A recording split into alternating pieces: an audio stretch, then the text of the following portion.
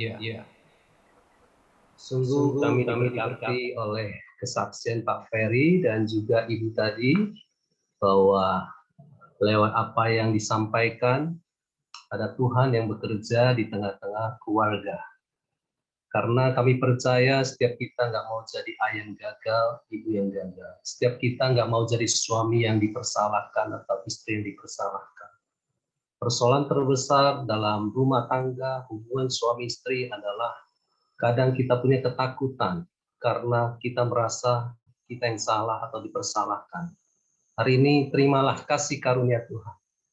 Kasih karunia Tuhan selalu cukup buat setiap saudara-saudari yang dimanapun sudah berada. Minggu ini saya sedang merenungkan tentang arti kasih karunia. Karena saya sedang menyiapkan topik itu selama 2 minggu berturut-turut untuk disampaikan kepada jemaat. Ketika saya mempersiapkan itu, saya juga merasakan buat hidup saya bukan hanya sekedar mengerti apa arti kasih karunia, tapi lebih daripada itu saya perlu mengalami kasih karunia yang sudah menyelamatkan saya. Kasih karunia yang sudah menyelamatkan saya itu juga yang akan memberikan saya kekuatan untuk berjalan lebih jauh di dalam kehendak Tuhan. Hari ini kiranya setiap saudara kasih karunia yang sudah menyelamatkan saudara lewat iman saudara kepada Yesus Kristus. Kasih karunia yang sama juga memberi saudara sebuah harapan, sebuah kemenangan, sebuah semangat baru untuk tetap menjadi ayah dan ibu yang bijak. Nah, hari ini kita akan mengulang kembali sesi yang minggu lalu tentang kasih dan disiplin. Karena ada 2 pertanyaan menyangkut kasih dan disiplin mengenai tongkat didikan. Hari ini kami mau menyampaikan tentang bagaimana kita melihat tongkat didikan itu di dalam Alkitab. Oke, saudara sekalian, kita mengerti bahwa bentuk-bentuk yang ada dalam disiplin ada 5. Minggu lalu kami jelaskan sampai 4, yaitu isolasi. Sebelum kita bergerak lebih jauh kepada tongkat didikan, saya ingin ingatkan kepada Bapak Ibu sekalian bahwa perbaikilah hubunganmu dengan anakmu sebelum engkau memperbaiki perilaku anakmu. Karena kasih harus didahulukan sebelum disiplin. Bapak kita mengasihi kita terlebih dahulu, bukan mendisiplinkan kita terlebih dahulu. Karena setiap kita pasti sebagai orang berdosa sebelum percaya Yesus, kita cenderung terus melanggar firman Tuhan. Jadi saudara kita adalah orang tua yang menjadi wakil gambaran dari Bapa Surgawi itu. Ketika saudara mengalami kasih Allah, saudara juga akan mendisiplinkan anak dengan cara Allah. Tetapi kalau kita tidak pernah mengalami apa arti dikasih Allah, apa arti menjadi anak Allah yang sungguh dikasih Bapa di surga, kita mendisiplinkan anak dengan cara yang salah, dengan pola lama kita, dengan emosi kita, kemarahan kita. Nah, sebenarnya kita tidak mau terlalu banyak bahas tentang poin nomor 5, tongkat didikan, karena dalam webinar ini agak susah. Tetapi saya ingin mencoba juga menjelaskan prinsip-prinsipnya supaya ini tidak salah digunakan. Di dalam Alkitab ada disebut tongkat. Contohnya Mazmur 23. Daud berkata di dalam ayat keempat, sekalipun aku berjalan dalam lembah kekelaman, aku tidak takut bahaya, sebab engkau besertaku, gadamu dan tongkatmu itu yang menghibur aku. Saudara tahu bahwa Mazmur 23 bicara tentang Allah sebagai gembalanya. Tuhan adalah gembalaku. Dan di sini dikatakan ada tongkatmu yang menghibur aku ketika aku ada dalam lembah kekelaman. Tongkat dipakai oleh para gembala untuk membimbing domba-dombanya. Jadi, gambaran pertama dalam Alkitab tentang tongkat adalah simbol bimbingan. Gambaran kedua adalah lambang otoritas. Di dalam Keluaran 4 ayat 20 kita bisa melihat bahwa Musa mengajak istri dan anak-anaknya lelaki itu lalu menaikkan mereka ke atas keledai dan ia kembali ke tanah Mesir dan tongkat Allah itu dipegangnya di tangannya. Tongkat Musa menjadi sebuah tongkat Allah dan ini dia pegang ketika dia kembali kepada Mesir. Itu adalah lambang otoritas. Otoritas yang diberikan kepada Allah. Kalau sekarang seringkali kita lihat ada tongkat komando, ya itu seperti itu juga. Nah, tongkat adalah sarana selain lambang bimbingan, lambang otoritas, dia juga adalah sarana atau alat untuk memberi koreksi. Minimal ada sekitar 5 sampai 6 ayat yang menyangkut mendidik anak ada di dalam Amsal memakai kata tongkat. Ini bukan simbol alegoris, bukan sekilas sebuah gambaran, tetapi betul-betul tongkat. Amsal 22 ayat 15, kebodohan melekat pada hati orang muda, tetapi tongkat, bahasa Inggrisnya rod, bahasa Ibrani sebet, didikan, bahasa Inggrisnya correction, ya, akan mengusir kebodohan itu yang melekat pada hati orang muda. Amsal 29 ayat 15, tongkat dan teguran mendatangkan hikmat, tetapi anak yang dibiarkan mempermalukan ibunya. Kata yang sama, sebet, rod atau tongkat. Amsal 23 ayat 14, engkau memukulnya dengan rotan. Nah, terjemahan bahasa Indonesia seharusnya memakai tongkat, ya, karena aslinya bahasa Ibrani sebet sekali lagi. Tetapi engkau menyelamatkan nyawanya dari dunia orang mati. Nah, karena ada dua pertanyaan dari peserta mengenai ayat ini, saya perlu menjelaskan tentang penggunaan tongkat didikan. Kita memakai istilah Alkitab, tongkat didikan. Kita tidak memakai tongkat penjelasan lain, misalnya tongkat kasih, karena supaya agak biblical. Nah, kapan tongkat dipakai? Yang pertama, setelah semua bentuk disiplin yang tadi disebutkan sudah tidak lagi efektif terhadap diri anak. Sekali lagi, berhati-hatilah memakai bentuk-bentuk disiplin yang kita sudah jelaskan, karena seringkali kita hanya mendisiplinkan anak tanpa menemukan sebenarnya akar ketidaktaatan atau akar pemberontakannya itu disebabkan apa. Jadi seorang anak bukan hanya didisiplin, contohnya kehilangan hak istimewanya, misalnya main game selama seminggu tidak boleh atau tidak boleh keluar rumah, main sepeda. Seringkali kita hanya melihat pelanggaran anak, tetapi kita harus telusuri sebenarnya kalau dia sering memberontak, akar masalahnya apa. Itulah sebabnya disiplin adalah pelajaran yang sebenarnya agak terakhir kita bicarakan setelah sesi-sesi sebelumnya sudah diletakkan, ya. Jadi kapan tongkat didikan dipakai? Kalau bentuk lain disiplin sudah tidak lagi efektif. Yang kedua adalah kapan dilakukan. Memang Alkitab tidak menjelaskan kapan, tetapi menurut pengalaman kami sekitar 3 tahun sampai 12 tahun, ya. Kalau lebih daripada itu anak sudah dewasa dan tidak perlu lagi dengan cara dipukul di pantatnya. Oke. Yang ketiga, ketika anak saya salah, saya tidak langsung mendisiplinkan dia kalau pelanggarannya berat. Kalau pelanggarannya berat, seperti nanti saya uraikan di bawah, saya akan panggil dia masuk kamar tidur saya, karena pelaksanaan tongkat didikan sangat pribadi. Tidak boleh disaksikan oleh siapapun, termasuk adiknya, tetapi suami istri harus hadir di ruangan itu. Mengapa? Karena itulah anak muda merasa dilecehkan atau direndahkan dengan pelaksanaan tongkat ini kalau tidak hati-hati, dengan disaksikan banyak orang. Itulah sebabnya kita mengajarkan kepada saudara bahwa anak adalah ciptaan Tuhan yang mulia. Ya, dia punya harga diri juga, dia punya rasa malu. Jadi jangan mempermalukan dia. Hal yang paling penting adalah mengapa orang tua tidak masuk kepada ruang pribadi. Karena dia keburu marah. Karena dia keburu marah, dia ambil sesuatu untuk memukul anaknya. Kita sangat tidak menyarankan pelaksanaan terhadap tongkat didikan digantikan dengan ikat pinggang atau juga dengan hal-hal apapun. Kita tetap pakai sebuah alat yang disebut tongkat didikan. Seperti apakah tongkat itu? Ini contohnya ya. Ini bisa melihat semuanya?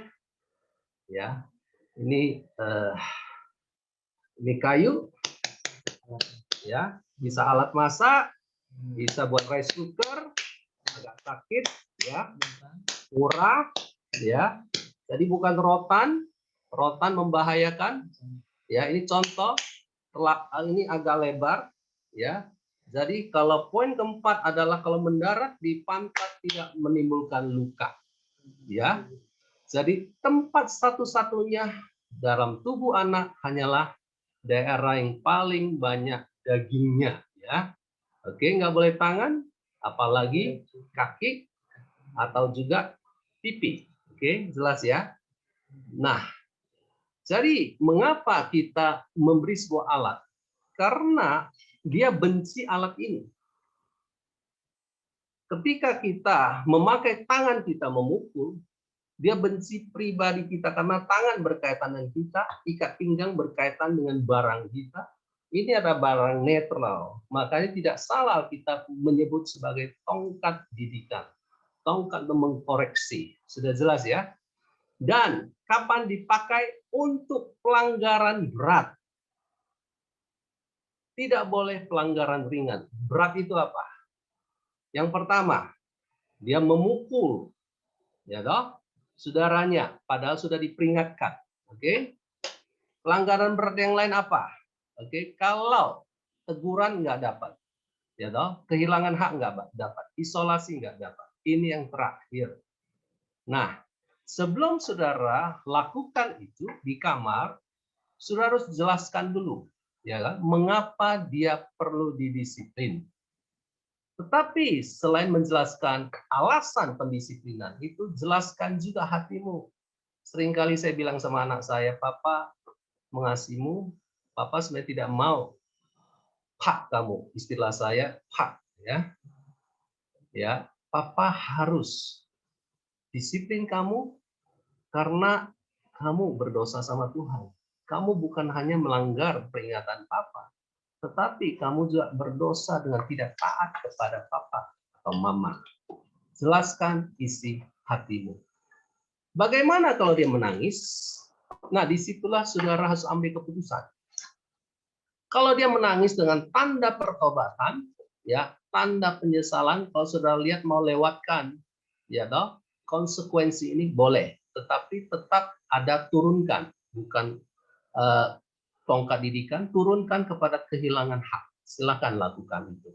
Tetapi kalau saudara Anda melihat anakmu seringkali memakai tangisan sebagai senjata untuk membatalkan pelaksanaan tongkat didikan, saudara hati-hati.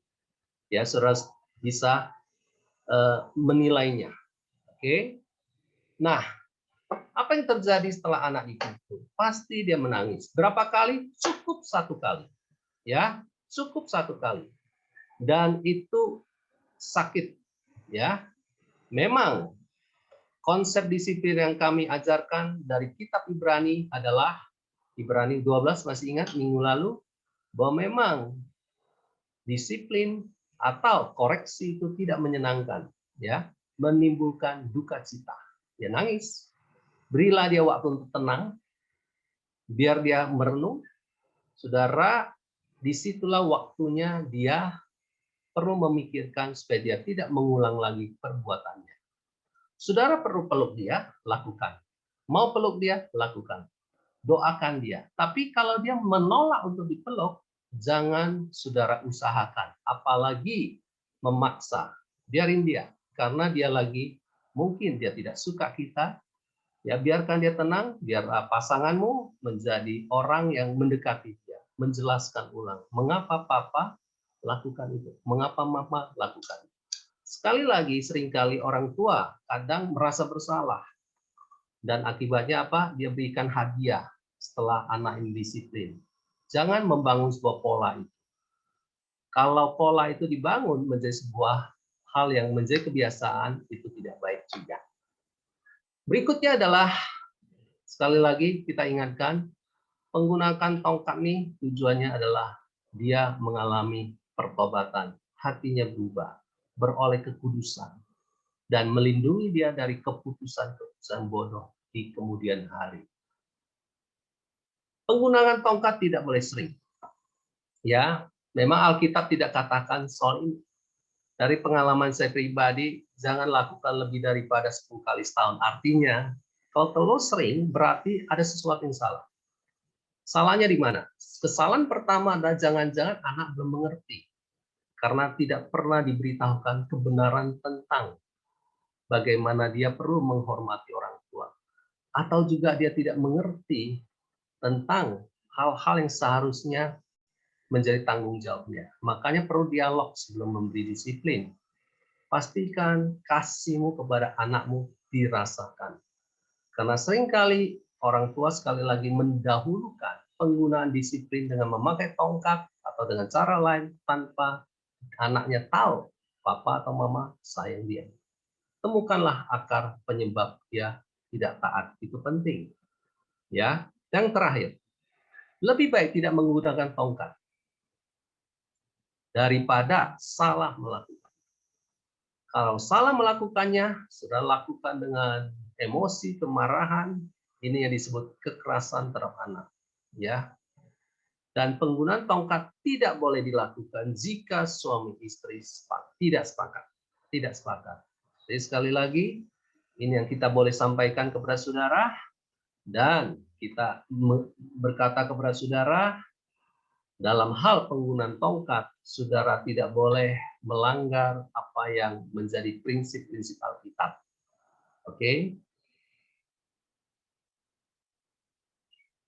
Baik ya. Kita sudah belajar tadi tentang tahap akhir tentang tindakan disiplin. Ya, kita harus mengerti tindakan disiplin apapun yang kita lakukan tujuannya untuk membuat anak kita bertobat dan berubah. Sekalipun itu penggunaan tongkat kasih, kita harus mengerti itu pun untuk membuat anak kita berubah. Jangan sekali-kali menggunakannya tanpa Anda mengerti dan Anda hanya karena marah, Anda kecewa, Anda sakit hati, lalu Anda memukulnya, dan itu bisa jatuh kepada tindakan kekerasan kepada anak. Ya, tidak boleh juga dilakukan kalau jika suami istri tidak sepakat. Kalau kami lakukan kepada anak kami waktu masih kecil, itu kami berdua sepakat sehingga di rumah kami belajar bersehati dan bersehati untuk yang benar, bukan bersehati untuk saling membela anak kita. Nah, hal itu malah melakukan tindakan disiplinnya menjadi tidak benar dan anak bisa membaca hal itu ya. Bapak Ibu yang terkasih dan teman-teman, itulah akhir dari sesi keempat, sebuah poin tambahan yang perlu kita pelajari bersama-sama. Nah, kita akan masuk kepada sesi yang kelima, sesi yang terakhir hari ini, yaitu bicara tentang pola pengasuhan yang benar.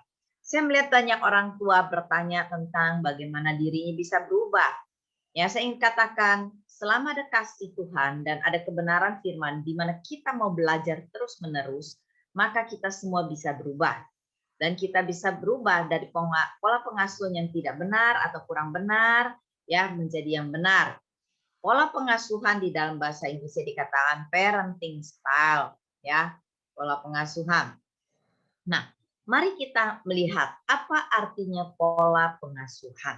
Nah, pola pengasuhan adalah cara orang tua memperlakukan anak dan cara orang tua berkomunikasi dengan anak. Itu yang kita sebut pola asuh. Bagaimana orang tua kita memperlakukan kita dan berkomunikasi dengan kita sejak kecil, itulah pola asuh orang tua kita sebelumnya terhadap kita. Nah, pola asuh itulah yaitu bagaimana kita waktu dibesarkan dan dalam keluarga kita hidup sehari-hari bagaimana. Ya, ini menentukan perilaku kita, ya, pandangan kita, ya, sikap kita, suka atau tidak suka, kita otomatis akan menduplikasi. Pola artinya sesuatu yang sudah baku tetapi bisa diulang lagi ya, seperti membuat pola pakaian, polanya sama mungkin kainnya beda, polanya kita sama mungkin orangnya berbeda ya, cara orang tua kita bisa diduplikasi oleh kita ya. Nah, jadi kebiasaan-kebiasaan kita, respon anak, kebiasaan anak itu semua terjadi karena bagaimana orang tua berinteraksi dengan kita setiap hari. kita perlu kenali pola asuh kita dulu, karena anak semuanya termasuk diri kita semua bertumbuh dari hubungan sebab akibat. Sebabnya orang tua, akibatnya anak, yaitu buahnya. Ya, misalnya contoh waktu saya masih kecil, saya ingat bagaimana orang tua saya ada orang tua yang cukup cermat. Ya, orang tua yang bisa melihat hal-hal kesalahan kecil, orang tua yang dari ayah yang strict, itu yang membuat saya menjadi orang yang takut salah, tidak boleh salah, ya. Tanpa saya sadari, saya tidak mengerti dulu itu adalah saya, ya. Tetapi setelah saya menikah, ternyata dampak pola asuhnya itu saya baru kenali. Nah, ini pola mama saya, itu pola ayah saya, ya. Nah, baik atau buruk itu bisa diwariskan kepada kita anak-anak. Baik atau buruk kita, apa yang kita lakukan pada anak itu bisa diwariskan, kebiasaan-kebiasaan baik. Ya, kebiasaan rajin pun yang baik bisa diturunkan, tapi yang buruk pun secara emosional orang tua itu bisa diturunkan kepada kita yang tidak baik. Nah, bukan pelajaran ini bukan sedang menghakimi orang tua kita, tetapi bagaimana kita belajar mengenali diri kita dan bagaimana kita mau berubah. Saya percaya setiap kita menyaksikannya kita mau berubah, bukan? Nah, itulah yang paling penting, ya. Memang tidak ada orang tua yang sempurna, tetapi orang tua yang paling sempurna bukanlah ditentukan oleh kehebatannya, tetapi seberapa kita semua mau belajar. Nah, pola asuh dibentuk oleh dan dipengaruhi oleh orang tua kita sebelumnya, meniru seperti atau sebaliknya, ya ekstrim sebaliknya. Misalnya dulu saya takut salah, saya bisa juga menjadi sembrono, ya ekstrim yang satunya lagi sisi kiri, sisi kanan. Yang kedua ditentukan oleh temperamen, ya, atau kita kenali koleris, sanguin, flegmatis, dan melankolis atau dominan, intim, stabil, dan cermat. Ya, orang yang dominan atau koleris itu cenderung galak, keras, ya strict, ya, sedangkan orang tua flegmatis stabil itu adalah orang yang cenderung toleran, ya, yang tidak mau ribut, hindari masalah, biasanya sudahlah gitu ya, suka dikatakan begitu. Nah, itu membentuk pola asuh kita, ya. Nah, yang ketiga adalah kerohanian orang tua. Mengapa kita mengatakan kerohanian? Karena kecenderungan pribadi kita yang dibentuk oleh orang tua nomor 1 dan kecenderungan pribadi kita nomor 2 itu ada bawaan kita sejak kecil, ya, atau mungkin juga sejak lahir, atau mungkin karena situasi keluarga kita tidak dibesarkan. Tetapi bila kita mengalami pemulihan dan perubahan hidup lewat pola pikir, sikap kita, karena kita mengalami perjumpaan dengan Tuhan lewat firman dan kasih-Nya, nah kita bisa menjadi orang tua yang berubah, bukan lagi sekedar mengikuti kepribadian kita. Jadi kalau ada orang tanya, apa mungkin kita bisa berubah dari orang tua yang dominan, orang tua yang stabil menjadi orang tua yang bijak atau orang tua rohani, ya, atau spiritual parents? Bisa, tentu saja. Nah, itu yang dikatakan kita bisa berubah, semua kita bisa berubah. Kalau kita mengalami pertumbuhan rohani semakin dewasa atau kedewasaan rohani. Ya, jadi penting sekali. Tuhan sanggup mengubah setiap kita tidak terkecuali. Saya ingin memberikan dorongan, semangat, dan saya ingin memberikan kata-kata kebenaran. Ya, karena Tuhan datang bukan sekedar menyelamatkan kita, tetapi Dia ingin mengubah kita. Ya, Dia ingin manusia berubah, bukan karena kita ingin berubah saja, tetapi Dia menolong kita berubah. Nah, tentu saja ini sangat-sangat tergantung dari kondisi kerohanian kita. Nah, saya ingin mendorong para orang tua sekali lagi, belajarlah mencari Tuhan. Ya, bukan mencari cara-cara manusia. Ya, karena kita milik Tuhan, kita diciptakan olehnya, kita lahir baru di dalam kerajaan Allah oleh Dia. Ya, jadi kita semua bisa berubah karena Dia. Ya. Nah, mari kita mengenali jenis-jenis pola pengasuhan. Nah, perhatikan baik-baik. Ya, garis datar, ya, dari kiri ke kanan garis datar, ya, ada tanda minus, negatif, dan tanda positif atau plus, ya. Nah, sedangkan garis vertikal atau garis ke atas dari bawah ke atas itu adalah kalau di bawahnya kurang, kalau di atasnya tambah. Jadi semakin ke atas semakin bertambah disiplinnya, jenisnya, semakin ke kanan semakin penuh kasih atau penerimaan. Kita harus mengerti, ya, Ada jenis orang tua ya yang memiliki kasihnya kurang sebelah kiri dan disiplinnya tinggi. Nah, ini disebutnya jenis orang tua otoriter ya. Disiplin yang dimaksud adalah merupakan sikap tindakan orang tua yang berhubungan dengan masalah, aturan, standar, ya. Makin tinggi disiplinnya, makin ke atas panahnya, artinya dia punya aturan makin banyak, standarnya makin banyak, ya, ukuran-ukuran yang dia harapkan makin banyak, pengawasannya makin banyak. Nah, itu disiplinnya ya. Itu kalau tinggi, orang tua ada yang jenisnya disiplinnya banyak tapi kasih kurang, itu yang disebut otoriter ya.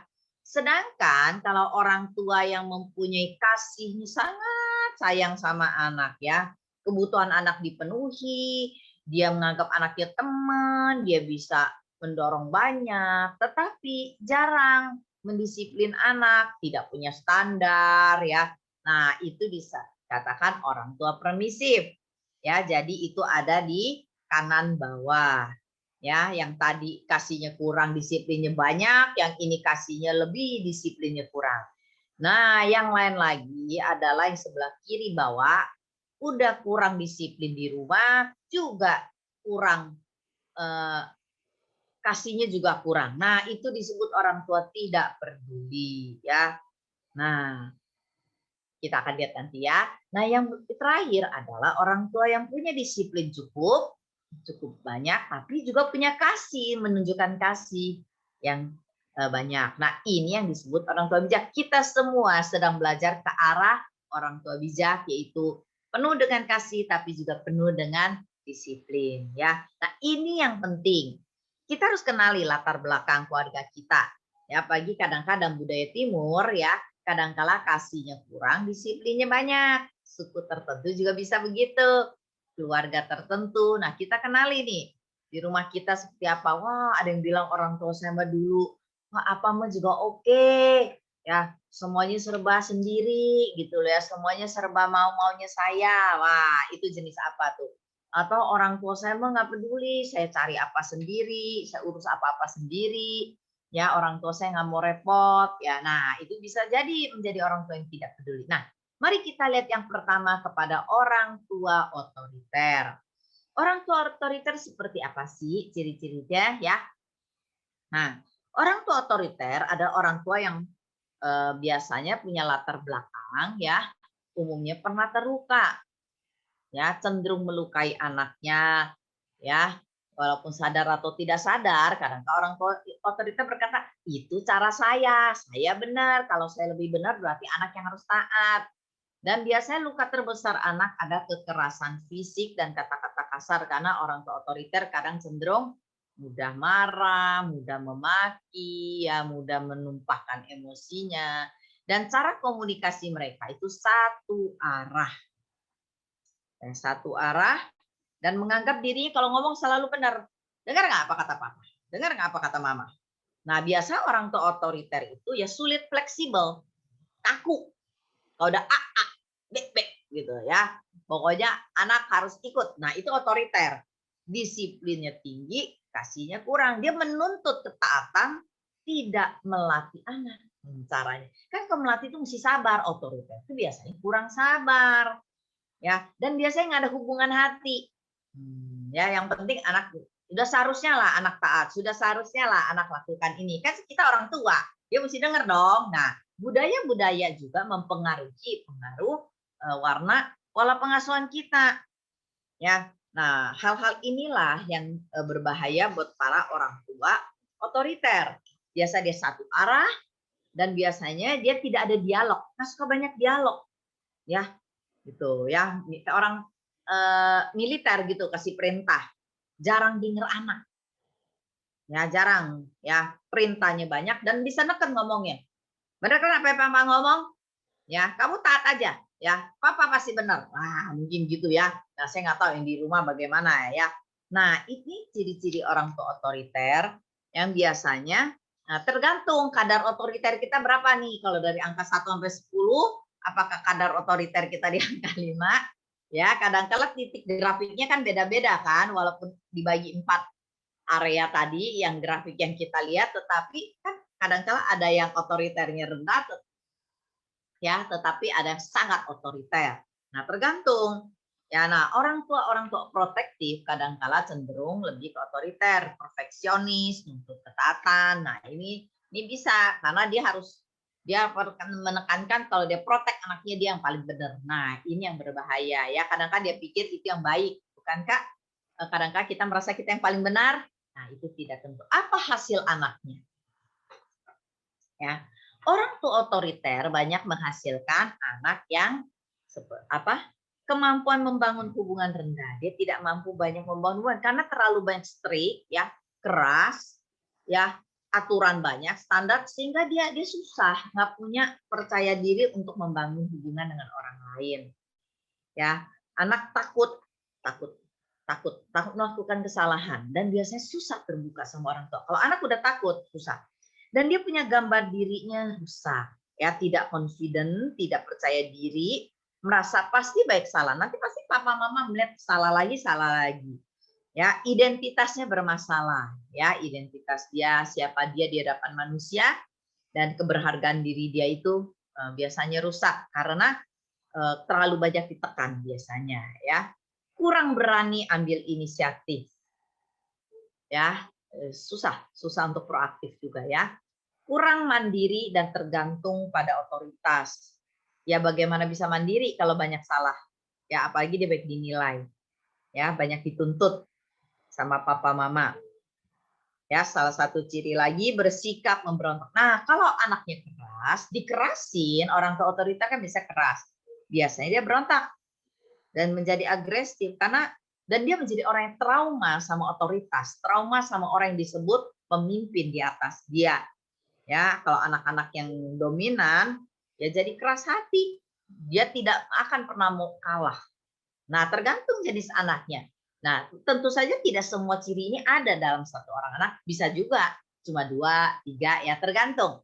Seberapa dampak otoriternya orang tua, seberapa otoriternya orang tua menghasilkan anak seperti apa hasilnya. Nah, kalau kita mengerti hal ini, maka kita bisa melihat bagaimana kita nanti belajar berubahnya. Ya. Nah, yang berikutnya kita akan melihat orang tua permisif. Orang tua permisif di mana kasihnya besar, ya, perhatiannya besar, tapi disiplin kurang. Biasanya sungkan, takut anak menjadi musuhnya. Ya, orang tua permisif itu biasanya kurang adanya kontrol di rumah. Kurang adanya aturan, yang jelas di dalam rumah itu nggak ada aturan. Misalnya anak udah salah berkali-kali tapi tidak pernah diperbaiki. Biarinlah, anak masih kecil, biarinlah, nanti udah gede tahu sendiri. Nah, itu permisif. Ya, orang tua permisif suka hindari konflik, nggak mau ribut, dan tidak membuat sebuah standar yang perlu diikuti atau aturan. Ya, anak perlu ditolong untuk mengerti ada standar. Ya, dan ditolong bagaimana mencapai standar. Ya, tentu saja ada tahapan. Nah, ini butuh kesabaran, butuh waktu, butuh kasih, tetapi juga butuh standar. Ya, seperti apa bentuknya, seperti apa kerajinan, seperti apa melakukan tanggung jawabnya.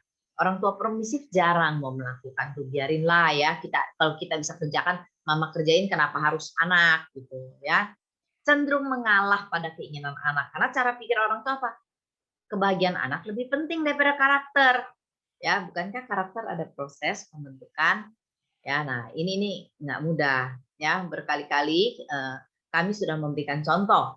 Ya, kita bisa mendiamkan ada masalah, tetapi kita tahu apa yang kami lakukan ada dampaknya jauh ke depan. Ya, apa yang kami katakan, apa yang kami sekalipun kami disiplin, kami tahu itu ada dampaknya. Ya, jadi kalau kita tidak melakukannya dengan benar, maka anak-anak akan mencari jalannya sendiri. Ya, ketidaktegasan terhadap anak yang melanggar apa yang benar membuat anak makin tidak taat pada orang tua. Ya, akibatnya anak tidak bisa diatur dan orang tua kadang bisa menjadi frustasi. Ya, nah makanya orang tua permisif itu tidak nuntut anak. Ya, tanggung jawab kita adalah membawa anak pada jalan-jalan Tuhan. Ini penting. Jangan biarkan anak mengatur dirinya sendiri. Selama anak masih kecil, dia butuh Anda mengarahkan. Orang tua permisif jarang mengarahkan. Dia berpikir sekolah lah yang mengarahkan, sekolah minggu lah yang mengarahkan. Ya, oh media lah, sekarang media yang mengarahkan mereka. Tidak heran tiba-tiba mereka seperti apa yang mereka tonton. Karena tidak ada pengarahan dari orang tua terlebih dahulu. Ya, makanya anak-anak sulit sekali seperti yang kita harapkan dan kita frustasi. Padahal setiap konflik perbedaan dengan anak waktu dibawa pada standar yang diharapkan memang selalu ada konflik. Ya, tapi itulah kesempatan untuk mengubah apa yang salah menjadi benar. Nah, kita bisa melihat apa pengaruhnya orang tua permisif kepada anak, yaitu anak menjadi agresif karena biasanya anak jadi strong will atau keinginannya keras, keinginannya harus dipenuhi, atau dia menjadi cengeng, dia menjadi mudah menangis, dia melihat seakan-akan kalau tidak dipenuhi kita nggak mengasihi dia. Paradigma cara pikir dia berpikir kalau kita sekali tidak berikan, papa mama tidak sayang saya, papa mama pilih kasih. Nah ini bisa bertumbuh sampai dewasa. Jangan salah, sebuah pola itu akan dibawa terus. Cara pikir dia diperlakukan berulang-ulang, cara pikir dia jadi berubah. Seperti dulu karena saya dididik tidak boleh salah, jadi saya punya berpikir bagaimana selalu yang terbaik. Kalaupun yang terbaik, saya selalu takut merasa ada yang salah, tetap aja ada salah. Gitu. Nah itu pada pola pikir. Ya walaupun waktu saya melihat diri saya udah baik, saya tetap melihat tidak baik. Gitu. Ya, nah itu yang disebut pola pikir. Nah anak-anak yang dalam pola asuh orang tua permisif, salah satu gejalanya tidak bisa kerjasama dengan orang lain karena egois. Dia tidak punya kepekaan sosial yang tinggi, empatinya tidak terlalu tinggi. Ya, karena dialah yang menjadi pusat. Dialah yang menjadi segala-galanya. Nah, itu yang kadang disebut child-centered parenting. Ya, pola asuh yang berpusatkan mendidik anak dengan anak menjadi pusat. Nah, anak yang menjadi fokus sejak anak hadir di dalam rumah, kebahagiaan anak ada yang utama. Anak kecil nunjuk apa kita ikut, bahkan dari kecil kalau dia nunjuk apa kita kasih, gitu loh. Ya kita didikte oleh dia. Kalau dia nangis kita nggak bisa pergi, kalau dia ada masalah kita berantakan semua acara satu rumah. Sejak anak hadir ranjang kita diisi oleh anak dan kita, suami atau istri kita geser dari ranjang suami istri. Nah itu ya bukan arti anak tidak boleh tidur sama kita, tapi kebiasaan itu jadi berubah di dalam rumah. Suami yang biasa sayang istri lebih dulu, misalnya cium pipinya lebih dulu, sekarang cium anak terus, nggak pernah cium pasangan. Ya, anak yang utama, gitu ya. Semuanya anak, kerja buat anak, pasangan nggak penting. Nah, itulah saya center, ya. Anak harus makan sehat, pasangan kedua. Nah, itu fokus anak. Anak yang penting harus makan, kenyang. Kalau nggak kenyang nggak bisa. Nah, itu membuat anak memupuk ego dia sejak kecil. Ya susah kerjasama dia, kalau ada perbedaan dengan orang dia susah sekali yang menerimanya, tidak mandiri dan jarang mau ambil tanggung jawab tuntas. Kenapa? Misalnya anak kok ikuti kursus ya, kursus ini les ini itu, bosan ini tinggal, bosan itu tinggal, bosan pak nggak mau, gurunya juga ganti, kalau perlu sekolahnya ganti. Nah itu yang terjadi ya karena permisif, diikutin terus keinginannya. Nah banyak orang tua berkonsultasi pada kami. Sejak kecil anak boleh memilih sekolah. Nah, itu masalah terbesar. Sampai akhirnya dia SD, SMP, SMA, kuliah, dia harus dipenuhi keinginannya. Orang tua tidak bisa mengarahkan anak. Karena semua keinginan anak dipusatkan kepada apa yang dia mau. Sekolah, bayangkan bagaimana anak bisa memilih. Tapi kita izinkan dia memilih. Tidak heran kalau udah besar, kita mau kasih nasihat, dia bilang, kan dari dulu saya yang pilih, mama ngomong. Itu sudah berkali-kali kami melihat kejadian itu. Nah, waktu kita mau putuskan atau kita break itu kebiasaan atau habit, susah. Gitu loh ya. Nah, kita harus minta maaf dan kita harus mulai lagi dari hubungan yang sehat. Bukan hubungan yang takut salah sebagai orang tua. Hubungan takut anak menjauh. Bukan. Tanpa kita sadar anak menjadi tambah egois. Nah, inilah ya anak tidak mandiri atau tidak mau ambil tanggung jawab. Ya, emosi kurang stabil atau tidak bisa kontrol diri. Artinya anak-anak sulit konsisten, sulit punya ketahanan diri, endurance ya lemah. Ya, dia aduh boleh dong kalau nggak diselesaikan boleh dong. Itulah kok apa yang dikerjakan kalau nggak selesai nggak apa-apa dong. Dia terbiasa untuk diizinkan, tidak harus selesai, diizinkan. Nah, Memang kita nggak bisa anak selesaikan semua hal dengan sempurna, tetapi paling tidak dia harus belajar apa yang dia kerjakan harus diselesaikan, dan kalau tidak bisa mengapa? Apakah kapasitas lain ada kendala? Nah, itu berbeda. Ya, itu yang disebut orang tua bijak. Nah, anak-anak permisif bisa juga menjadi orang yang tidak menghormati pada otoritasnya, terutama orang tuanya. Dia cuma takut ya orang tuanya tidak kasih apa yang dia inginkan. Ya, itu bukan hormat atau respect. Itu cuma keinginannya dipenuhi. Nah, ya, atau mungkin ya artinya bukan respect, dia tidak suka sama otoritas lain. Yang tidak suka, yang tidak memenuhi keinginan dia. Makanya banyak anak-anak suka nggak suka dengan gurunya. Ya, dia bisa berkata, mama nggak mau dengan guru ini, mama tidak kelas, papa ini. Nah, itu yang terjadi.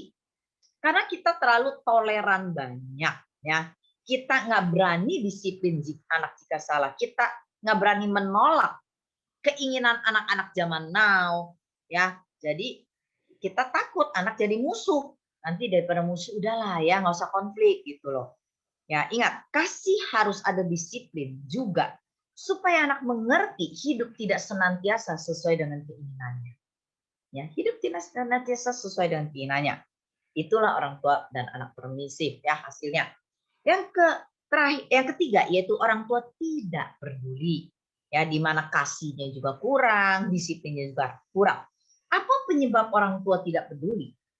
Ya, ada berbagai hal. Mungkin dia tidak suka pada anak pada awal pernikahan.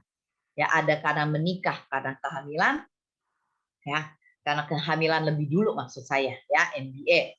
Ya, atau dia pahit dengan masa lalu sebagai seorang anak, dia pahit sama orang tua, dia pahit dengan kondisi hidupnya, dia menikah terpaksa sehingga anak dibiarkan. Saya pernah ketemu dan konsultasi dengan orang tua jenis ini. Ya, itu waktu dia ada konflik dengan suami, dia berkata, anak saya serahkan kepada pembantu sepenuhnya, saya serahkan kepada siapapun yang bisa urus, penuhin lesnya, saya tidak mau urus. Atau ada orang tua yang merasa hidupnya udah kebiasaan enak, anak manja, dia nggak mau lelah jadi ibu atau jadi ayah. Ya, atau orang tua yang tidak mau capek, tidak tahu jadi orang tua. Ada juga orang tua yang nggak tahu jadi orang tua. Gimana sih jadi orang tua? Kami pernah seminar beberapa kali dan kami menemukan orang tua berkata, dia sudah punya anak 3, tetapi dia tidak tahu bagaimana jadi ayah. Dia berkata, saya tidak tahu tanggung jawab seorang ayah apa. Dia berkata, saya tidak tahu peran ayah apa. Apa artinya ayah memimpin? Apa artinya ayah menjadi imam? Apa artinya ayah mengarahkan anak? Apa artinya ayah mengasihi anak? Dia tidak tahu. Jadi ketidakpedulian dia besar, dia cuma ikuti tradisi. Ibu di rumah, ibu urus anak, istri saya urus, saya cuma kerja. Kasih uang, cukup nggak cukup, urus sendiri. Itu tidak peduli. Ya, orang tua adalah status only ya, hanya status. Nah, itu berbahaya sekali. Ya, dia tidak pernah belajar, atau orang tua kenapa tidak peduli? Karena tidak punya visi didik anak itu seperti apa. Apa hasilnya? Yang penting anak lulus, yang penting anak sekolah, tapi dia tidak tahu yang paling utama karakter anak. Setelah karakter anak, ya, iman yang pertama, kedua karakter, ketiga ada sekolah, keempat adalah apa? Menjadi apa? Orang yang menjadi berkat buat orang lain lewat apa? Lewat Tuhan. Apa yang Tuhan taruh dalam hidup dia? Dan dia menjadi pemimpin yang sangat rohani. Dan banyak hal yang banyak orang tua tidak mengerti sehingga dia tidak peduli. Orang tua tidak peduli, jadi banyak juga karena mencintai diri, merasa jadi korban dalam pernikahan. Kenapa harus saya susah? Kenapa suami saya nggak susah? Gitu loh, ya. Nah, atau karena faktor pekerjaan, terlalu cinta uang, terlalu sibuk, ya, karena prioritasnya faktor pekerjaan, dia terpisah dari anak dalam waktu yang panjang. Ya, memang ada orang tua bergumul karena uang. Nah, itu sedikit berbeda masalahnya. Ya, nah, jadi sekalipun hadir di rumah orang tua, untuk orang tua tidak peduli, anaknya tidak merasa seperti ada orang tua. Ya, dan tidak ada orang tua hadir dalam hidupnya. Cuma sebagai peran saja, tapi tidak dijalankan. Ya, status saja maksud saya. Ya, nah ini berbahaya.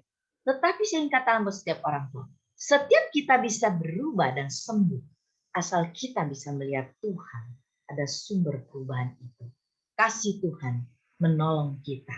Ya, kita semua bisa berubah. Katakan, saya bisa berubah. Katakan para pasangan kita, kamu bisa berubah. Ya, kamu bisa berubah sayang. Jangan bilang, tuh bisa berubah tuh. Jangan ngomong gitu ya. Kita semua bisa berubah. Ya, karena apa kita bisa berubah? Saya dulu bukan orang yang percaya kepada Tuhan Yesus. Saya lebih mempercayai bahwa kalau saya berbuat baik, Tuhan perhitungkan itu. Tetapi di dalam hati saya banyak kebencian, banyak juga dosa tersembunyi. Orang lain tidak tahu. Ketika saya menyadari bahwa kalau saya mati kemana, disitulah setiap kali melihat kematian sebuah pertanyaan muncul. Sampai satu titik saya membuka hati saya ketika saya usia 19 tahun. Dan apa yang terjadi? Ketika saya membuka hati saya buat Yesus menjadi Tuhan dan Juru Selamat saya, hidup saya berubah. Perubahan pertama adalah saya tidak lagi membenci orang yang berbeda suku dengan saya. Saya tidak lagi hidup dalam dosa. Saya tidak lagi hidup buat diri saya sendiri. Saya bisa mengasihi orang lain. Saya bisa mengampuni orang lain. Itulah perubahan yang dikerjakan lewat Roh Kudus hadir dalam hidup saya. Bagaimana sebagai orang tua bisa berubah? Bukan sekedar belajar untuk berubah saja, tetapi mengizinkan Tuhan berbicara lewat firman-Nya. Tuhan menginsafkan kita tentang kesalahan kita, bukan membuat kita tertuduh, bukan. Tuhan menolong kita untuk menyadari bahwa ada cara-cara kita yang salah. Nah, hari ini kita tahu bahwa pola asuh anak sangat penting, dan pola asuh kita sangat ditentukan oleh pengaruh orang tua kita sebelumnya. Mari kita lihat beberapa hal ini. Kita sedang menuju kepada orang tua bijak. Di tengah keterbatasan, kelemahan, kekurangan, arahnya ke arah sana. Mungkin saudara orang tua yang otoriter atau permisif atau tidak peduli, hari ini kita tidak menghakimi saudara. Kita sedang membawa berita baik. Tuhan bisa menolong saudara berubah. Apa yang kita maksudkan? Yang pertama adalah kita perlu sembuh dari pola asuh kita di masa lalu. Apa arti sembuh? Yang pertama, kita perlu mengampuni kalau orang tua kita melakukan kekerasan terhadap hidup kita. Apa arti sembuh? Yang kedua adalah kita harus mengampuni. Selain kekerasan, apalagi mungkin kita dianggap nggak ada. Kita diasingkan, kita direndahkan, kita dibuang, ditaruh di rumah nenek, ditaruh di rumah kakek. Mungkin orang tua kita nggak jadi contoh. Ya, dia sering pukul kita. Dia suka pukul mama, ya kan? Sehingga apa yang kita lihat, apa yang terjadi, terulang lagi. Padahal kita nggak mau pukul anak dan kekerasan. Tapi mengapa itu terulang lagi? Itulah yang dikatakan, apa yang kita lihat terekam. Kita belum pernah bereskan dan mengampuni orang tua kita, melepaskan semua kesedihan kita, kekecewaan kita, keberatan kita sama mereka. Jadi ini sebenarnya yang kita sedang mau tolong saudara. Jadi di sesi pertama saya sudah berbicara tentang hal ini. Hari ini saya ulang kembali, walaupun tidak bisa memberi porsi terlalu banyak waktu ke sana. Apa yang terjadi ketika sudah tidak dikasih, tidak diterima oleh seorang ayah dan seorang ibu? Selalu apa? Dipersalahkan, selalu dipukul, selalu dihardik, dimaki, atau sebaliknya dibiarkan saja. Saudara pulang ke rumah, ya udah, pulang sendiri, nggak disapa, nggak ada komunikasi. Saudara tanpa sadar, saudara sebenarnya menyimpan kemarahan. Ketidakadilan orang tuamu memperlakukan engkau seperti anak. Ketika saudara menyimpan kemarahan yang tidak pernah dibereskan, karena orang tuamu tidak pernah saudara ampuni sampai hari ini, mungkin saudara sayang dia, ya toh? Mungkin sudah memberi uang kepada dia, tetapi dalam diri saudara ada tersimpan hutang kasih, saudara tidak merasa diterima. Nah, apa yang terjadi? Karena sudah menyimpan kemarahan, akibatnya apa? Ketika anakmu salah, emosi sekali, kita bisa pukul, ya toh? Bisa keras. Jadi persoalannya ada di hati kita, bukan sekedar masalah di anak kita. Nah, ketika kita bisa menyimpan kemarahan, selain bisa punya emosional negatif dan mendidik anak, faktor 2, 3, 4, 5 di poin yang saya taruh di layar saudara, itu bisa kombinasi. Hal yang kedua, contohnya mudah tertolak, sensitif, terbawa perasaan, ya.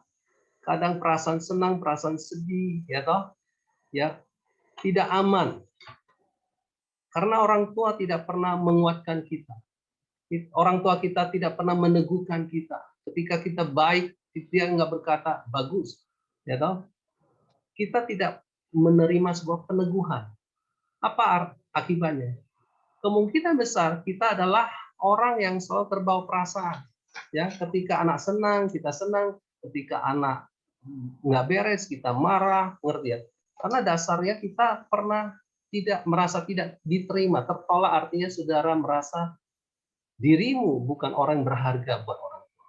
Dirimu tidak menjadi orang yang menjadi apa? Kebanggaan orang tuamu. Terluka karena diabaikan, keras hati, minder, dan merasa tidak dihargai banyak. Akibatnya apa? Saudara seringkali ada ibu-ibu kontrol, proteksi, ya toh? Ya, sangat-sangat overprotection ya, khawatirin anak begitu rupa. Kita telusuri mengapa dia udah belajar seminar mendidik anak, tetapi mengapa begitu dia kontrol anaknya, detail sekali. Tadi istri saya sudah cerita tentang hidupnya. Orang tuanya adalah orang yang sangat detail, rapi, ya, salah cepat ketahuan. Akibatnya dia merasa dipersalahkan dan takut berbuat salah. Cara didik anaknya, ketika kami punya anak, tanpa disadari, kita juga detail. Bukan hanya dia, saya juga orangnya detail. Lebih mudah menemukan kesalahan anak daripada menemukan kelebihan anak. Itu persoalan.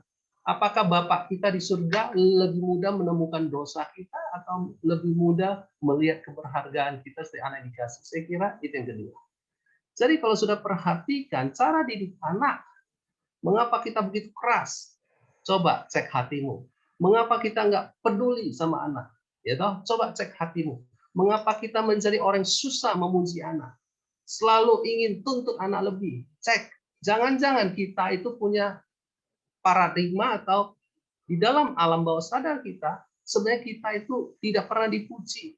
Akhirnya kita juga sulit memuji anak. Selalu dituntut untuk jadi ini, jadi itu, tanpa ditemenin.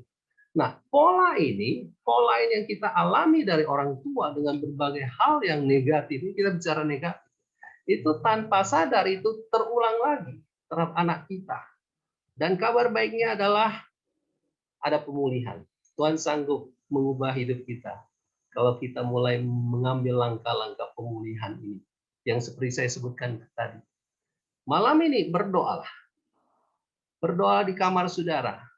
Berdoanya seperti, Bapa di surga, tolong tunjukkan apakah di dalam hatiku ada kesakitan yang ditimbulkan oleh ayahku atau ibuku yang tidak pernah dibereskan dan tidak pernah sembuh dalam hidup saya. Tuhan tunjukkan itu supaya saya bisa mengampuni mereka. Detail satu persatu. Mungkin Roh Kudus akan tunjukkan. Ketika saudara mengampuni mereka dan melepaskan semua kesakitan ini, mendadak hidup saudara jauh lebih mudah membangun hubungan dengan anak, jauh lebih bicaranya tidak judes lagi, ya toh? Tidak melukai lagi. Itu akan terjadi. Ya. Jadi malam ini ambil waktu untuk membangun pola baru. Ketika sudah sembuh, hal-hal yang baik dari Tuhan datang. Ketenangan, kesabaran, ketegasan, kelembutan. Saudara bisa memberi waktu. Bukan lagi sekedar tanggung jawab. Saudara ada kangen sama anak. Ada empati sama anak. Memberi anak ruang untuk salah. Ya kan? Karena saudara tidak lagi menjadi orang yang dituntut tidak boleh salah. Saudara sudah sembuh. Saudara melihat ada anak bisa salah. Iya, bisa. Tapi nggak langsung tiap kesalahan dihukum. Sudah bisa membangun dialog, sudah bisa memuji, menguatkan anak-anakmu dan kakak-kakak. Jadi kalau kita bisa berubah ketika kita lahir baru, sebenarnya kita juga bisa berubah dalam cara didik kita. Oleh sebab itu, saya ingin menguatkan Bapak Ibu, teman-teman yang lain, bahwa percayalah, Tuhan lebih ingin kita berubah daripada kita sendiri mau berubah. Bukankah kita sebagai ayah, kadang kita lebih pengen anak kita berubah daripada kesadaran anak kita kurang mau berubah. Jadi percayalah kalau Bapakmu di surga ingin sudah berubah, dia akan memberikan banyak cara. Ya, dia akan tolong saudara, lihat firman, lihat orang lain, lihat kejadian. Yang penting hari ini saudara melihat Sekali lagi, Tuhan mau kita membangun sebuah pola yang baru dalam didik anak. Bagaimana seorang otoriter, ya toh, bisa berubah? Nah, ketika dia sembuh, dia akan belajar empati sama anak. Ketika dia sembuh, dia memberi waktu untuk menemani dan belajar mendengar anak. Ya, dia bisa mengontrol dirinya. Tadinya hanyalah satu arah terus. Dia mulai mengerti bahwa ada kasih yang muncul dalam hatinya, dalam anaknya. Dia tidak lagi menyerang anak dengan kata-kata. Dia tidak lagi menyerang anak-anak dengan ancaman-ancaman. Demikian juga orang tua yang permisif, orang tua yang toleran. Dia mulai melihat kebenaran Tuhan. Dia mulai melihat Bapa di surga bukan Bapa yang permisif. Kalau dia salah, Tuhan akan didik dia. Memberi beberapa kejadian mengingatkan dia supaya nggak hidup dalam dosa. Dia mulai berubah untuk menaruh kebenaran dalam hati anaknya. Dia jadi contoh, lihat ketaatannya. Jadi dia belajar berkata tidak. Kalau anaknya minta sesuatu yang terlalu besar, kebebasan terlalu besar. Masih ingat sesi yang ketiga, bagaimana kita latih anak tanggung jawab? Masih ingat tentang konsep itu cangkir, ya, gelas. Jadi dia mulai mengerti bahwa hidupnya bukan sekedar menyenangkan anaknya. Hidupnya adalah bagaimana meluruskan jalan anaknya, memberi batasan, ya toh. Dia tidak lagi takut konflik sama anaknya. Buat dia konflik ada sebuah cara untuk pembentukan karakter, ya. Memang anak nggak suka, tapi dia nggak boleh hindari. Jadi kita mulai lihat orang tua otoriter selain sembuh dia harus bangun pola baru. Dia harus belajar apa yang kami sampaikan. Dia nggak boleh takut untuk memberi sebuah peringatan kepada anak, melakukan sesuatu mengoreksi anak, memberi batasan. Oke. Nah, apakah ini mudah dilakukan? Saya harus berkata bahwa Yesus sendiri menolong 12 orang muridnya untuk berubah yang disebut rasul-rasul. Dia menolong Petrus selama 3 tahun. Dia menolong Yakobus dan Yohanes. Orang yang tadinya nelayan, orang yang tadinya kayak Matius pemungut cukai. Jadi Yohanes nelayan, punya paradigma, punya cara berpikir yang berbeda, ya. Pernah mereka ribut siapa yang mau lebih besar, ya, lebih hebat di antara 12 orang ini. Tapi Yesus mendampingi mereka, Yesus memberi kebenaran, Yesus mengasihi mereka, Yesus membawa mereka ke lapangan, mengajar mereka, kasih contoh. Saudara, setiap kita pengen berubah. Yang saya maksudkan adalah kadang sulit kita berubah dengan sendirinya. Kadang pasangan kita bisa menolong kita untuk berubah. Tetapi perubahan itu perlu seperti Yesus lakukan kepada 12 orang, sudah perlu orang lain untuk mementor saudara, mendampingi saudara. Carilah orang rohani, carilah orang yang mendidik anak yang ada hasilnya, tetapi sekaligus dia percaya Tuhan Yesus, dia percaya Alkitab, dan sudah bersahabat dengan dia. Sudah cerita kesulitan saudara. Roma 12 ayat 2 berkata demikian, janganlah kamu menjadi serupa dengan dunia, artinya dengan pola pikir dunia, tetapi berubahlah oleh pembaharuan budimu. Berubahlah oleh apa? Pembaharuan budimu. Bahasa Inggrisnya renewing mind. Pembaharuan budi artinya pikiranmu. Jadi setiap pola, setiap keputusan, setiap perlakuan kita terhadap anak maupun pasangan kita, sudah ada polanya di dalam pikiran kita. Sudah ada kebiasaannya, dan itu harus diubah. Yang bisa mengubah adalah kebenaran. Yang bisa merubah adalah roh Tuhan. Yang bisa merubah adalah orang lain menolong kita berubah. Jadi prinsipnya adalah pikiran kita harus dirubah dulu. Cara mengubah pikiran adalah merenungkan firman kebenarannya, sehingga saudara berubah. Selalu memandang dirimu sebagai wakil Bapa Surgawi. Itu bisa menolong saudara. Selalu melihat dirimu adalah gambaran Allah buat anakmu. Itu tidak salah, karena orang tua diberi otoritas. Ya, makanya dikatakan hormatilah ayahmu. Ketika seorang menghormati ayah, dia sedang menghormati Tuhan. Betul? Jadi sekali lagi, ini perlu saudara cari. Siapa yang bisa menolong saudara? Carilah komunitas yang sehat, carilah persahabatan yang sehat yang bisa menolong saudara. Jauhkanlah ya pergaulan ibu-ibu yang malah membuat kita jadi kacau pikirannya, bapak-bapak yang membuat kita nggak beres pikirannya. Saudara harus cari pergaulan yang baik, menolong saudara. Carilah gereja yang sehat, gereja yang benar. Oke. Baik, setiap Anda dan saya pribadi perlu ditolong. Artinya, kita perlu belajar bersama dengan orang tua lain. Kita tidak bisa melihat cara kita yang paling benar, pandangan kita yang paling benar. Ya, makanya langkah untuk menjadi orang tua bijak, kita perlu. Nah, saya perlu menekankan ulang. Di dalam kelas mendidik anak ini, yang kita menekankan adalah lebih banyak aplikasi dari usia anak 4 sampai 12 tahun. 13. Ya, artinya menyiapkan mereka ke remaja. Ya. Jadi Anda tidak bisa langsung melakukan hal yang sama untuk anak usia di atas 13 tahun. Itu adalah nanti modul yang berikutnya, yaitu mendidik anak remaja. Ya. Anda harus belajar membangun aturan, batasan, dan standar yang jelas kepada anak. Dan peraturan harus dirubah sesuai dengan tanggung jawab dan perubahan yang dialami. Ya, jangan aturannya itu terus dari umur 4 tahun sampai umur 9 sampai 12 sama aja gitu loh. Nah, itu berarti nggak ada kemajuan, orang tuanya yang tidak maju.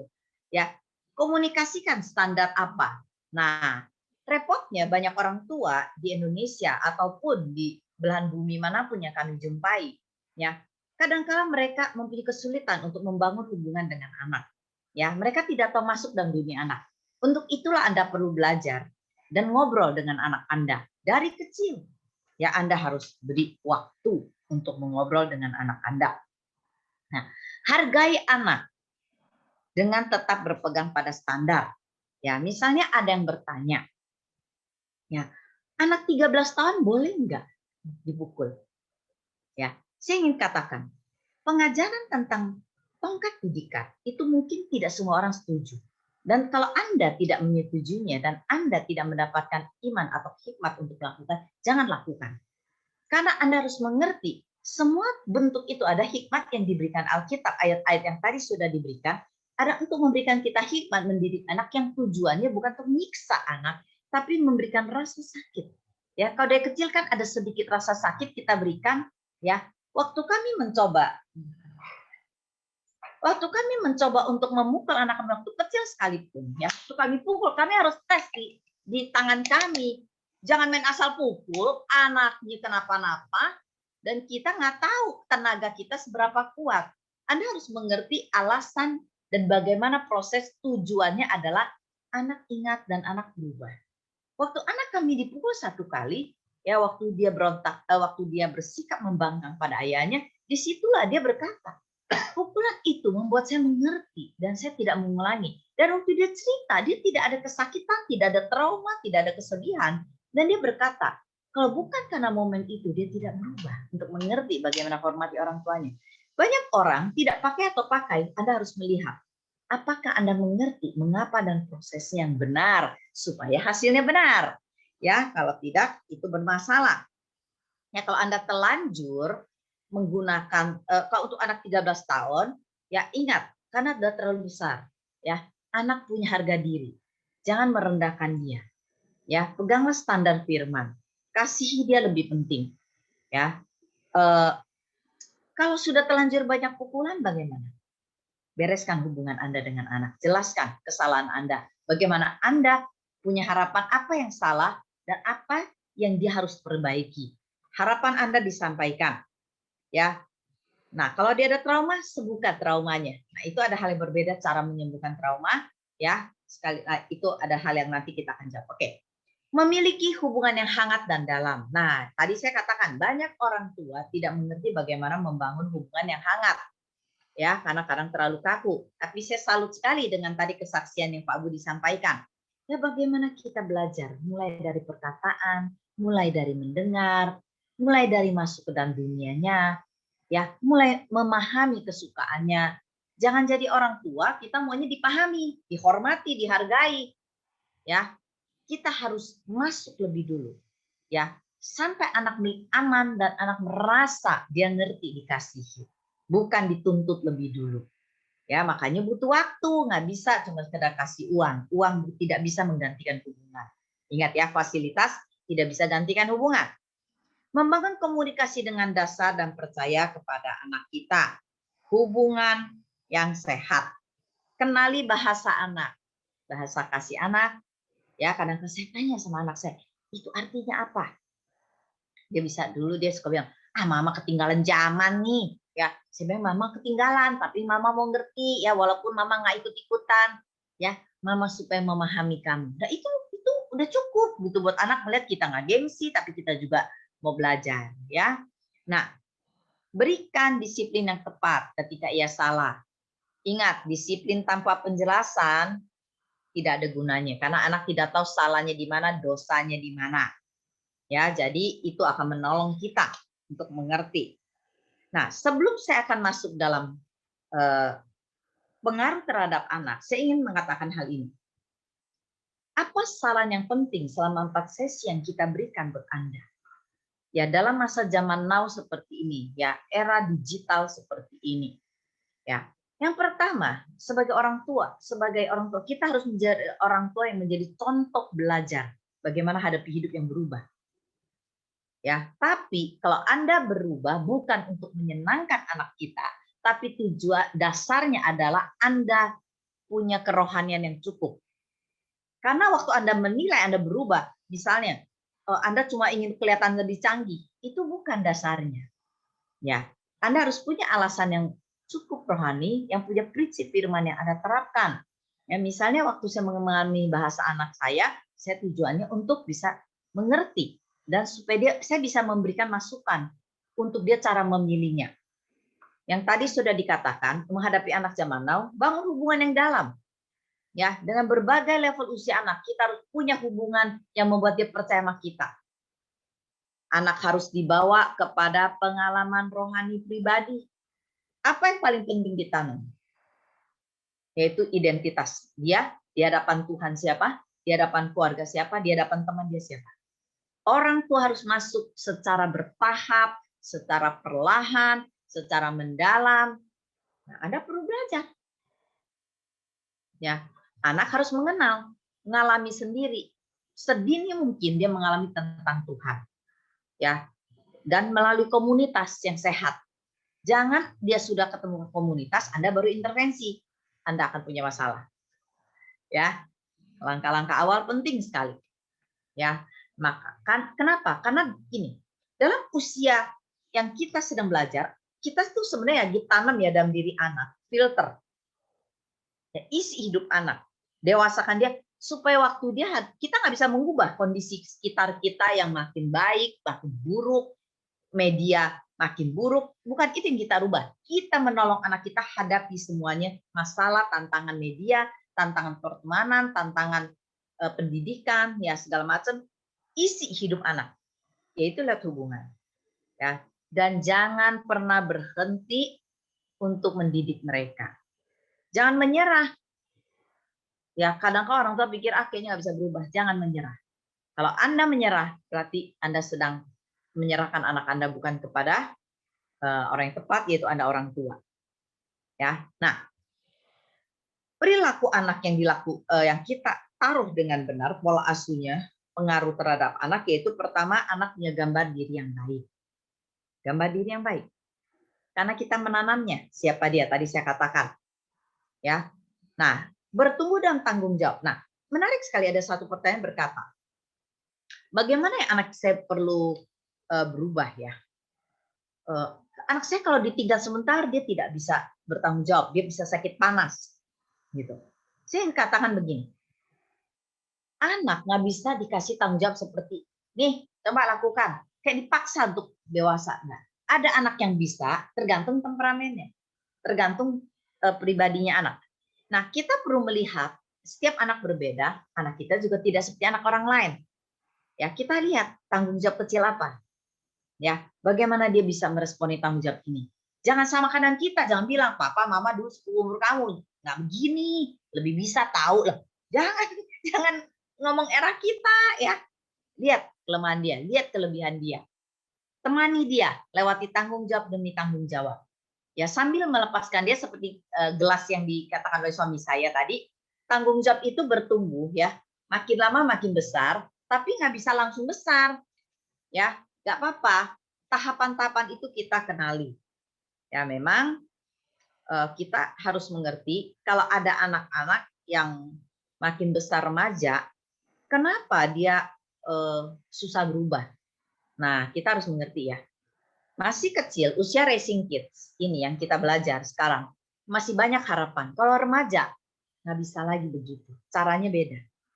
Butuh proses Tuhan intervensi pribadi pada anak kita lewat komunitas rohani, pembina kakak rohani. Dan saya kadang-kala suka menyebut istilahnya, Tuhan akan mendewasakan anak kita juga. Ada intervensi Tuhan selain kita orang tua dan komunitas rohani yang baik dengan cara meremukkan anak kita. Ya, bagaimana Tuhan membentuk seorang Yakub di Alkitab yang sombong menjadi Yakub yang rendah hati. Bagaimana Tuhan membentuk Daud, membentuk Saul. Kita semua akan dibentuk hal yang sama. Ya, kalau anak-anak yang tidak mau, kita harus minta Tuhan intervensi. Ya, secara pribadi. Paulus bisa dirubah Tuhan dari seorang pembunuh di Alkitab menjadi orang yang dipakai Tuhan. Anak kita pun bisa. Tapi kita harus berdoa waktu Tuhan intervensi, kita siap, anak kita juga siap. Ya, supaya dia tidak menyerah. Baik. Nah, tidak merasa sakit hati tatkala didisiplin. Nah, anak yang begini tidak sakit hati. Dia tahu. Bukankah waktu kita disiplin dia, kita harus bangkitkan. Kadang saya suka tanya pada anak saya begini. Apakah kamu merasa salah? Hatimu damai nggak waktu kamu lakukan ini kesalahan? Nah, kadang orang tuh nggak sabar. Kamu tahu nggak kamu salah apa? Hah? Tahu salah? Salah itu apa? Kita harus tanamkan biar Roh Kudus dalam diri dia berbicara juga buat anak kita. Ya, iya Mas, nggak enak, nggak damai waktu saya bohong. Anak yang dengan orang tua otoriter kalau ditekan, makin dia tekan, dia makin suka bohong. Pasti suka bohong, karena dia akan menghindari kesalahan. Kalau bisa nggak ketahuan. Nah, kalau benar kita buka, kita kasih disiplin karena itu akibat dari dosa. Galatia berkata, apa yang kamu tabur tuai. Tetap ingat, kamu tidak pernah ditolak, nak. Kamu tidak akan pernah sendirian. Sekalipun kamu mengalami akibatnya, papa mama akan menolong kamu. Papa mama akan bersama dengan kamu. Ya, itu tidak merasa sakit hati waktu didisiplin. Karena dia tahu satu hari dia tidak ditemani, tapi dia akan ditemani oleh siapa? Tuhan. Ya. Nah, tidak mudah goyah dalam situasi sulit karena kita menolong dia bertumbuh dengan benar. Ya. Nah, melihat tantangan digital sekarang, ya, digital IT, gadget, ya. Banyak orang tua bertanya, gimana ya mereka sangat mempengaruhi anak-anak kita dan menjadi goyah. Saya ingin katakan begini, orang tua, catat beberapa poin penting yang saya katakan. Bangun pola rutin dalam hidup anak. Pola rutin arti kegiatan dia seharian itu apa. Banyak orang tua malas. Ya, habis kegiatan sekolah terserahlah habis itu. Tahu-tahu kalau dia lagi kebanyakan main kita marah-marah. Bukan begitu. Ya, bangun sebuah pola kebiasaan. Apalagi sekarang banyak online di rumah. Orang tua pasti pusing. Aktivitas, temukan aktivitas non gadget. Ya, temukan non gadget itu apa? Mari sama-sama masuk dalam hidup anak. Orang tua mau tidak mau, bukan arti sekolah online, kegiatan banyak lewat media, lalu Anda lepas tangan dan berkata, saya capek.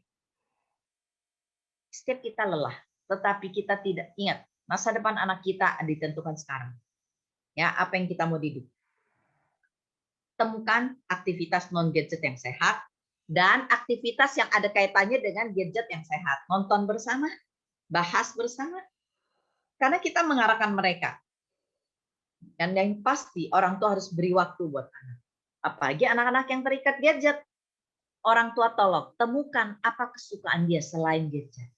Banyak orang tua nggak tahu. Nah, kenalilah anak Anda. Ya, carilah celah untuk masuk dalam hidup anak. Ya, berani bertanya. Ya, anak-anak harus dilatih berani bertanya dan tidak takut ditanya balik. Seperti saya waktu bilang sama anak saya pertama kali, jajan, saya berkata, nak buat apa? Dia nggak mau ngomong. Waktu saya berkata, mama sedang latih kamu tanggung jawab, bukan melatih kamu berbohong. Lalu saya berkata, kamu ngerti salahnya di mana? Ya, tadi saya beli minuman ini, Ma. Saya beli makanan ini. Saya berkata, kamu tahu yang mana boleh tidak boleh? Gak tahu, Ma. Emangnya apa yang boleh dan tidak? Saya mau anak saya bertanya. Saya bilang nanti lain kali, kamu tanya lagi, yang mana boleh? Karena saya sedang menanam sedikit demi sedikit apa yang boleh dan tidak boleh dalam diri anak saya. Ya, jadi perilaku anak karena hasil dari pola asuh yang bijak, dia bersedia dialog dengan kita. Ya, orang tua kalau anak terbuka sedikit, bagus sekali kesaksian tadi. Ya dia mah jangan di-cut, jangan cepat dipotong. Sabar mendengar, sabar menjawab, dan sabar membiarkan anak bertanya balik. Ya, itu akan membuat anak tertarik ngobrol sama kita. Anda harus menjadi teman yang menarik ya, bukan teman yang menyebalkan maupun anak kita. Oke, menghargai otoritas dan mau meneladani kita. Nah, Anda harus belajar seperti apa iman Anda. Anda bisa berkata, ikuti cara papa. Ikuti papa sekalipun papa susah. Ikuti. Nah, dia bisa hargai kita. Ya. Nah, saya mendorong para orang tua. Kalau anak kita salah satu tidak menghargai pasangan kita, suami istri harus kompak. Misalnya dulu anak saya yang kedua, dia kurang menghargai suami saya. Ya, tapi saya terus. Ya, waktu anak saya sebelum pergi minta didoakan, saya ingat waktu masih kecil aja udah mulai tuh. Papa doain nggak menarik, nah nggak enak kalau papa doain cepet, katanya gitu ya. Kalau papa doain nggak, pokoknya dia nggak suka gitu. Tapi saya berkata, ayo, papa adalah papamu. Ayo ya, mama yang antar. Ya, kita istri begitu, jangan bilang iya nih papamu menyebalkan, lo jangan begitu. Ya, nah saya bawa anak saya. Suami saya doakan, saya bilang berkata apa sama papa? Thank you papa. Nah itu, dan saya terus lakukan itu. Ya, itu mendorong suami saya berubah. Jadi lebih sungguh-sungguh dulu waktu anak masih kecil. Sampai hari ini. Ya, dan saya juga harus tunjukkan saya hormati suami saya. Kalau saya nggak hormati, gimana anak-anak hormati suami saya? Ya, tapi suami kalau nggak hormati istri depan anak, sama saja. Anak juga nggak hormati ibunya. Ya, jangan bela anak di depan pasangan kita. Tapi kita harus ngomong jujur. Papa, mama harus bicara berdua dulu. Kalian keluar. Harus ngomong. Ya, semua masalah pasti ada. Bisa timbul. Tapi kita harus tunjukkan kita kompak. Yang berikutnya, berpotensi untuk prestasi dan akademik. Nah, ini yang terakhir, bukan yang utama. Anak-anak akan punya suasana belajar yang kondusif. Bukan tuntutan, tetapi semangat. Ya, semangat untuk yang terbaik, bukan semangat yang seperti kehebatan orang lain. Ya, tidak. Jadi orang tua, Anda juga jangan mencari sekolah yang paling susah buat anak kita. Ya, dan anak kita kalau cari sekolah sesuai keinginan dia juga tidak. Kita berdoa minta hikmat Tuhan. Jangan mempersulit hidup kita dan anak kita hanya karena demi sebuah hasil akademis. Ya, jadi kita perlu mengerti dalam hal apa dan bagaimana kita masuk. Nah, saya ingin mengatakan begini. Bagaimana kalau kita tinggal bersama dengan mertua, nenek kakeknya di rumah, apalagi sama. Bagaimana cara didik kita kepada anak-anak kita? Karena bisa beda standar. Saya ingin katakan begini. Pisahkan waktu Anda sebagai orang tua dengan nenek Anda untuk berkumpul. Kapan berkumpul bersama nenek dan kapan tidak. Tegas untuk itu. Jadi anak kita mengerti waktu kita berkumpul tanpa nenek dan kita berkata, Mama, saya mau bicara sama anak-anak. Terserah bicaranya ya. Tapi kita tegaskan. Dan itu harus teratur, konsisten. Sehingga orang tua kita melihat bahwa kita konsisten menanam, dan anak kita melihat konsisten bahwa kita yang menentukannya. Ya, pertemuan teratur di tengah keluarga penting sekali supaya tidak terjadi double standar, tetapi mereka melihat ini nggak bisa dihindari, tapi tetap papa mama yang harus ditaati. Ingat, ada sekali kadangkala kita menghadapi anak yang merasa dewasa, ya kan? Saya bukan anak kecil, walaupun dia masih kecil. Nah, saya ingin kasih tahu sesuatu pada Anda sebagai orang tua. Anak tetap harus diterima, sekalipun dia ngomong apapun yang tidak berkenan buat kita. Tapi ingat, itu tidak menghalangi dan mengganggu peran kita, fungsi kita sebagai orang tua. Ya, kita tetap isi hidup mereka dengan cara lain. Ya, kenapa? Mengapa? Karena mereka masih perlu kita sebagai orang tua. Anak-anak perlu orang tua. Anak-anak bukan perlu uang kita. Dia perlu kita isi hidupnya. Kita perlu menanam sebelum dunia menanam yang salah. Kita perlu menanam dengan benar. Jangan berhenti menanam. Kalau Anda selalu ada tempat untuk bicara buat mereka, ya sekarang mereka sudah menganggap dewasa, maka mereka tetap akan melihat Anda sebagai orang tua. Kita nggak usah minta diakui, tapi mereka mau tidak mau melihat Anda sebagai orang tua dan mereka mengakuinya. Ya. Jadi penting untuk kita mengerti sebenarnya anak ya bisa cepat berubah atau tidak, kita tidak usah terlalu gelisah. Anak akan berubah, tapi kita harus sabar sebagai orang tua, menunjukkan kesabaran bahwa kami tetap mengasihimu, kami tetap memberi yang terbaik, tetapi kami tetap mendisiplinkan. Ya, sekali lagi sasaran dalam kelas ini bukan membuat anak Anda lebih pandai dan hebat. Ya, karena anak bukanlah sebuah bukti keberhasilan hidup. Ya, anak bukanlah membangun image kita. Ya, kasihi dengan benar. Ya, doakan anak kita, berikan teladan, berikan firman, berikan disiplin yang benar, maka kita akan melihat perubahan bisa terjadi. Dan Anda bukan orang tua yang gagal, tapi Anda orang tua belajar lebih tepat. Ya. Oke, 1 menit saya ingin menyampaikan tugas minggu ini. Diskusikan dengan pasanganmu. Ya, diskusi. Bagaimana pola asuh yang engkau dapatkan dari orang tuamu. Ini bagus sekali kalau suami istri bisa diskusi ya. Karena dengan demikian kita mulai memahami kenapa istri saya begitu ya. Kenapa suami saya begitu. Jangan-jangan penyebabnya adalah orang tuanya memperlakukannya begitu. Nah, dengan ada keterbukaan, suami menolong istri sembuh, istri menolong suami sembuh. Oke? Jadi itu penting dilakukan, ya. Tapi sebaliknya juga encourage hal-hal yang baik. Iya ya. Orang tua saya banyak lakukan hal baik. Ini yang saya kerjakan buat anak-anak kita. Oke. Yang kedua, diskusi juga sebagai suami istri, apakah kita orang tua otoriter atau permisif. Jadi pertanyaan satu bicara suami istri saling menolong sembuh. Pertanyaan kedua adalah untuk mengenali bagaimana kita bisa berubah setelah kita belajar tentang ciri orang tua otoriter dan ciri orang tua permisif. Oke.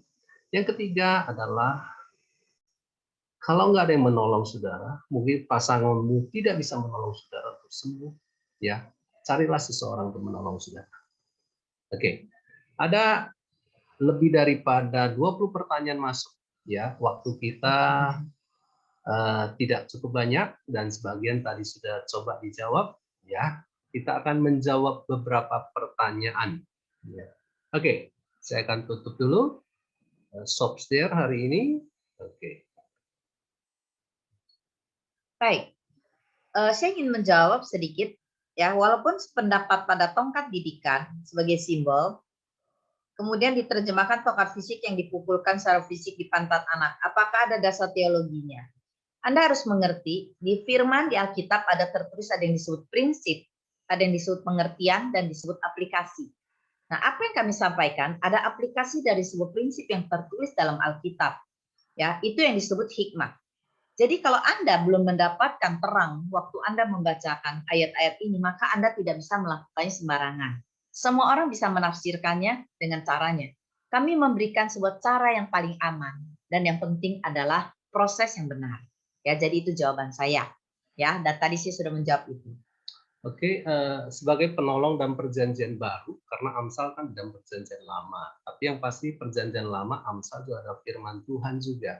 Jadi sekali lagi coba lihat apa yang kita sudah sampaikan tentang Ibrani 12. Ada kata-kata yang bagus di situ, kata-kata yang disebut disiplin, ya, menyesah, ajaran kita sudah memberikan bukan negatif, tetapi memberikan dari sisi positifnya. Artinya coba dapatkan hal itu, gambaran itu lebih jelas karena itu ada ditulis di dalam perjanjian baru. Nah, ada sebuah pertanyaan mengangkut tongkat didikan juga dari seorang ibu di Bandung ya. Mau bertanya, saya punya anak umur 11 tahun dan anak ini sudah sering kena disiplin kekerasan dalam kurung tongkat didikan. Karena sering mengabaikan atau tidak mendengarkan atau iya tapi tidak dilakukan. Ya. Bagaimana menghadapi anak yang sudah terlanjur sering mengalami disiplin kekerasan ini? Kami sudah sering rekonsiliasi, tapi sering terulang kembali. Oke, menanggapi beberapa pertanyaan seperti ini, kami harus katakan yang pertama adalah cek apa yang saudara lakukan, yang disebut tongkat didikan sekalipun, ada yang salah tidak? Itu dulu. Karena kalau tidak, ternyata melakukannya dan cara yang salah, itu yang menimbulkan trauma. Itu yang menimbulkan sakit hati anak. Itu dulu. Yang kedua adalah, dari pertanyaan ini saya sudah lihat ada sebuah kesalahan. Ketika anak tidak mendengar atau sering mengabaikan, kalau disuruh tidak taat, yang banyak dilakukan orang tua hanya pakai satu cara pukul. Ya, bisa pukul pantat, mungkin dianggapnya benar karena mendarangi pantat.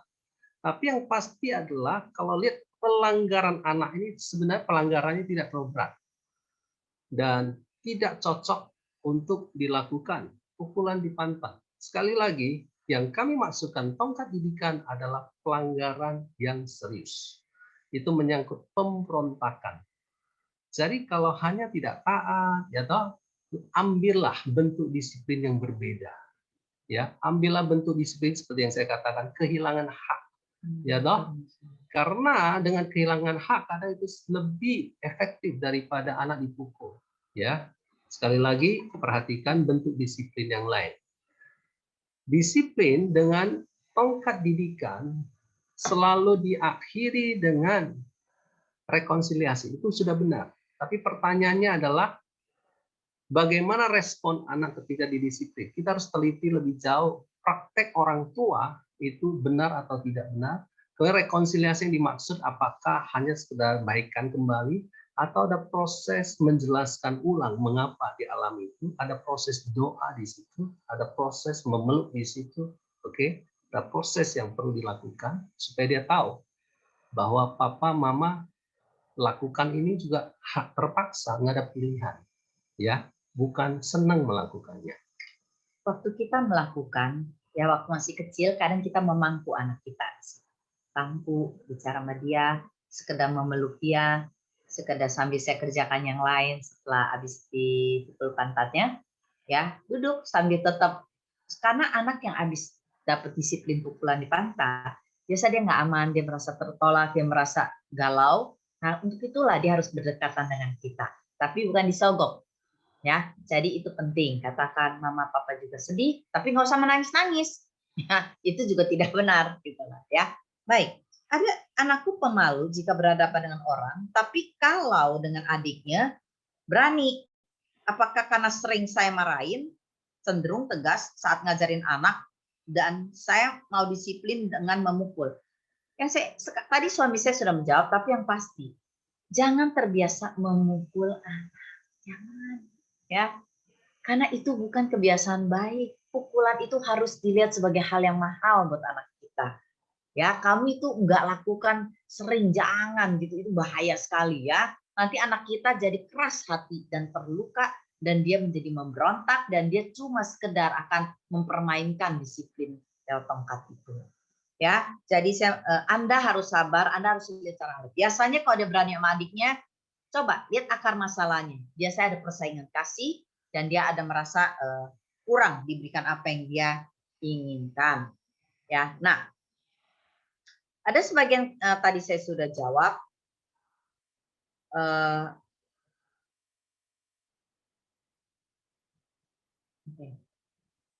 Oke, ada sebuah pertanyaan dari Purbalingga. Saya mau tanya, anak saya kalau diperintah mamanya lebih nurut.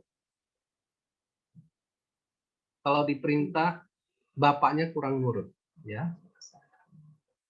Mamanya bentak kalau nggak turut. Bagaimana solusinya, Pak, supaya anak saya juga nurut perintah bapaknya? Kita melihat, ya, selain tadi sudah dibicarakan soal kesehatian, ini juga bicara bagaimana kelihatannya mamanya itu jauh lebih tegas, ngerti ya? Papanya itu kurang tegas. Dan papanya kemungkinan juga permisif, ngerti ya, toleran. Nah, apa yang harus ditolong? Yang ditolong adalah mamanya itu juga harus mengembangkan kelembutan, ya toh? Karena tegas tanpa kelembutan juga nggak baik. Bapaknya itu jangan lembut terus, belajar juga berubah, berani ambil sikap.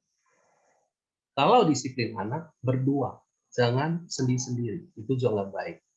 Jadi ini adalah sebuah introspeksi orang tua kalau anak bisa membedakan. Papa begini, mama begini. Belajarlah sehati, belajarlah menerapkan pola asuh yang sama.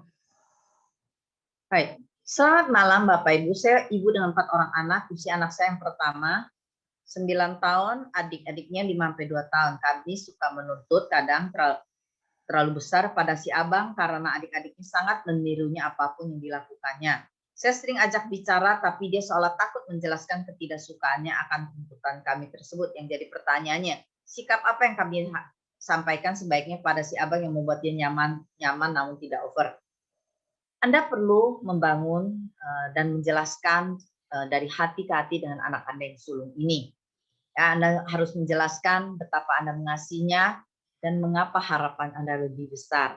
Saya suka cerita tentang konsep kesulungan dalam Alkitab dan itu sebuah kehormatan ke dia. Jadi kadang-kadang orang tua taruh tuntutan tapi tidak menaruh harapan yang bagus dan menaruh sebuah kehormatan dalam diri anak sulung. Ya, ini berbeda. Makanya kenapa ada waktu pribadi dengan anak masing-masing, ada waktu kebersamaan. Ya, jadi proses hubungan dan menjelaskan sampai anak mengerti, memahami hati kita itu yang disebut keberhasilan dalam hubungan. Ya, sehingga mereka bisa mendukung kita dan kita bisa berdialog dengan sehat.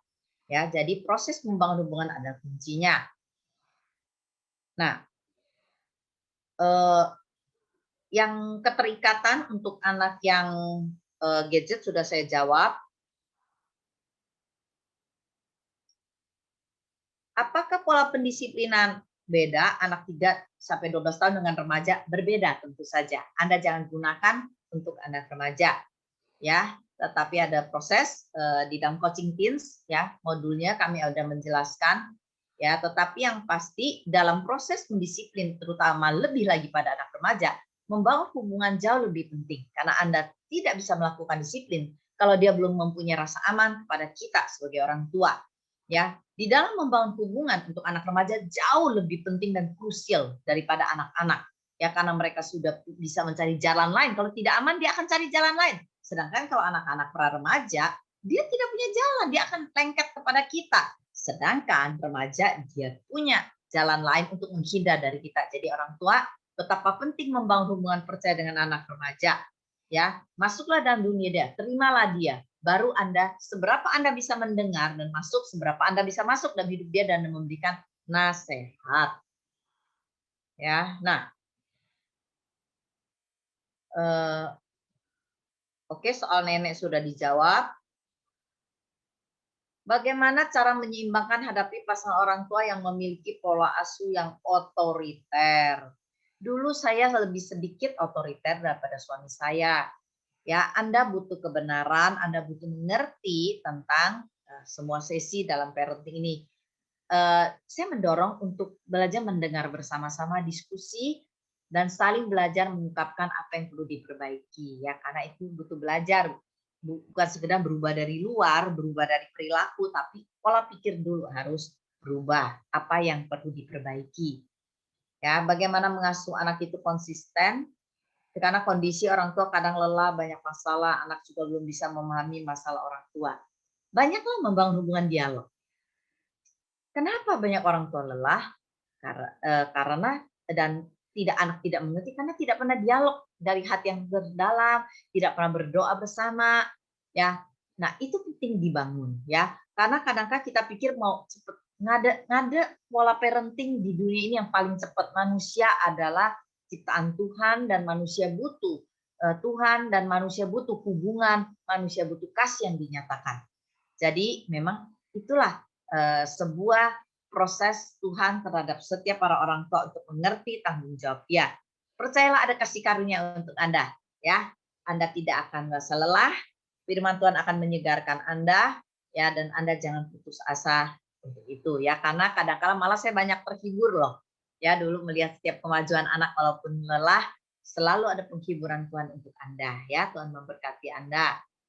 Bagaimana menurut Pak Sumano dan Ibu terhadap prinsip tradisi yang baik dianut warga keturunan Tionghoa? Kalau anak sudah besar harus berbakti, membalas budi orang tua dengan merawat biaya orang tua pada masa tuanya. Apakah itu Alkitabiah?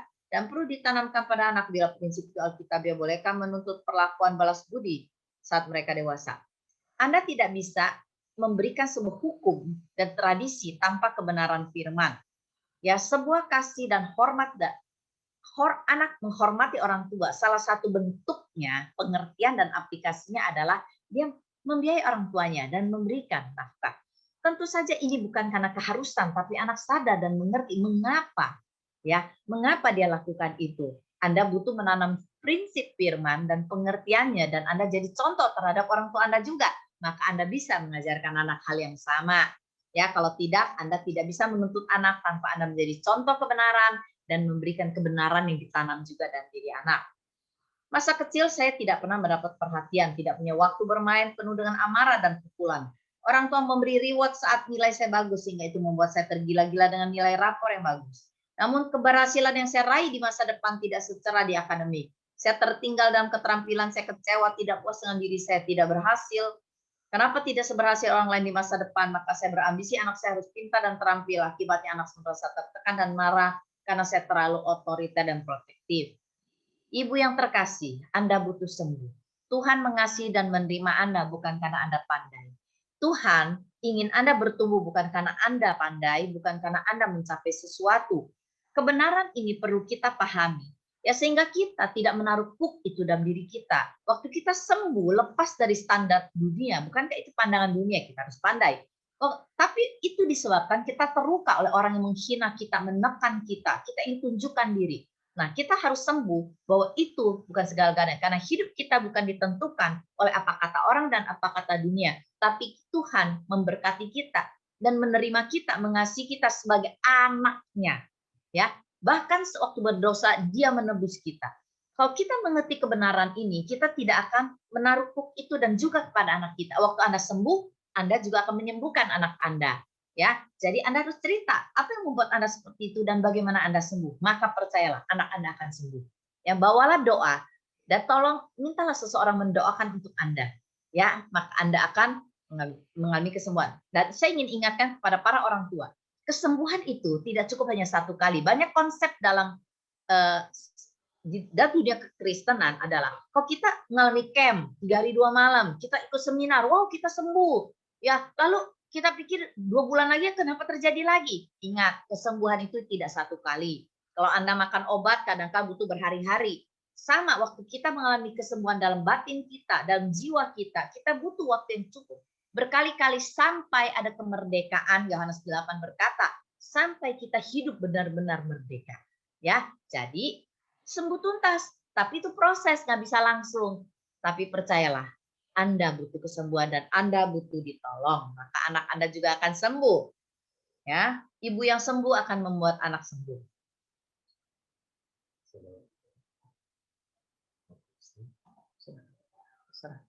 Oke, Bapak Ibu sekalian, kita bersyukur membawa 5 sesi bersama saudara, dan saya ingin bersyukur juga melihat kesetiaan Bapak Ibu mendengar. Memang masih banyak pertanyaan yang belum kami jawab. Kalau mau dijawab bisa sampai jam 10 malam. Tapi bolehkah dari sisi saya ingin mengencourage Bapak Ibu sekalian. Banyak pertanyaan memang kadang kita mau dapat jawaban pastinya dari kami. Ya, saya percaya ketika kita mulai dari sesi 1 tentang perubahan dimulai dari orang tua, itu dikerjakan dulu. Kemudian saudara fokus pada hubungan dan juga pada karakter anak, itu dikerjakan dulu, ya. Barulah saudara mulai masuk kepada keteladanan bagaimana sudah taat, ya toh, kepada Tuhan dan firman-Nya. Ketika sudah kerjakan 3 sesi ini di awal, saya kira ada sesuatu yang terjadi dalam hidup saudara. Ada sebuah perubahan dalam hidup saudara. Mengapa kadang kita tidak terlalu menyenangi konsep seminar, ya, walaupun hari ini kita sebut webinar, karena memang ini tidak ideal. Tidak ideal artinya kita mendengar saja, kemudian ada situasi pertanyaan kita tanya, tetapi yang sebenarnya kita harapkan adalah ada orang yang menolong saudara. Atau kalau tidak ada orang sekalipun, saudara bisa mengunjungi kembali atau juga mendengar ulang kembali, membaca ulang kembali. Karena sebagai orang tua, kami terbuka kepada saudara sampai hari ini. Sampai hari ini. kami masih belajar parenting. Jangan sebut kami expert, ya. Kami sampai hari ini sedang belajar bersama Tuhan mendidik anak kami, karena saudara mendidik anak saudara satu titik sampai kapan? Sampai dia menikah. Tapi setelah dia menikah punya anak, kita masih jadi ayahnya, di mana setiap saat dia bisa minta nasihat. Jadi fase anak sudah akan berubah terus. Jadi pemahaman dan praktek parenting kita juga harus berubah terus mengikuti perubahan usia dia dan tantangan dia. Apa yang saya mau katakan begini, parenting sampai hari ini buat kami adalah sebuah sekolah seumur hidup. Dan ketika sudah sekolah juga, sudah akan jadi berkat buat banyak orang. Ketika saudara melihat anak sudah berubah, ya, mereka berubah, itu membuat sudah semangat, sudah bisa menolong banyak orang tua yang putus asa tentang anak mereka. Dan ketika sudah menerapkan prinsip-prinsip yang kami ajarkan, ya, sabar, ya, kata kuncinya sabar. Kita aja berubah butuh waktu, anak sudah berubah butuh waktu. Setahun, 2 tahun, 3 tahun, enggak. Kenapa? Jalankan aja, ya, terus berjalan terus, ya, jangan putus asa, jangan harapkan langsung instan, ya toh. Pasti satu titik ada perubahan terjadi.